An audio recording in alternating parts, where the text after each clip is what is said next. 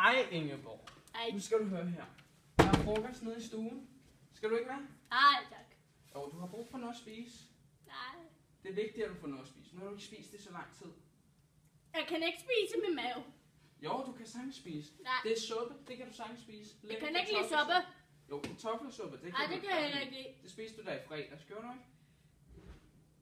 Det kan jeg ikke huske. Nå, men nu, du kommer ned og hygger med os andre, ikke også? Nej, Det bliver tak. rigtig hyggeligt. Nej. Hov, kom nu, Ingeborg. Du må ikke røre ved mig. Undskyld, Ingeborg, men vi skal bare have ned og have noget at spise. Det er vigtigt for dig. Jeg gider ikke. Kom nu. Jeg går. Nej, du skal ikke gå. Jeg Du går. bliver her, ikke også? Jeg gider ikke. Kom nu, Ingeborg. Kom. Kom med, Du Ingeborg. skal ikke røre ved mig. Undskyld, Ingeborg. Du skal nok gå. Jeg slår dig. Nej, du må ikke slå, vel? Du må ikke slå. Du må ikke slå, Ingeborg. Gå væk. Pas nu på. Ja, undskyld, Ingeborg. Jeg skal nok gå. Jeg skal nok gå. Ej, du. Prøv lige at høre. Hej, sæt dig ned, Andreas. Ingeborg, hun er altså begyndt at slå, og ved ikke, hvad jeg skal gøre. Okay, ned på stue 4. Ja, Ja. hun vil ikke have frokost, og hun har ikke spist i så lang tid. Nej, det er jo vigtigt, hun det er får jeg noget at godt spise. opmærksom på.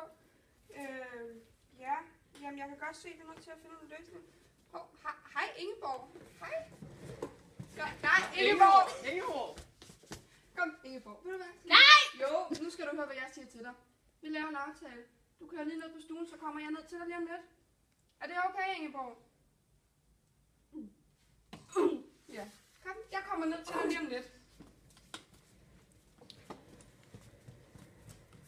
Du kan godt se det, ikke? Ja, men jeg kan godt se problematikken i det her.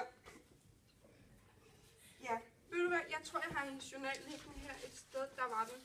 Se, nu får du journalen, så kan du læse op på den, og så tror jeg, vi gør det, at jeg ringer lige til pårørende, indkalder dem til et møde, og så får vi eventuelt en læge eller en psykiater indover alt efter pårørendes behov også, ikke? Okay. Så vil jeg gerne have dig med til mødet, så du får lige besked, når jeg har snakket med dem, Okay. og så forklarer vi dem lige situationen.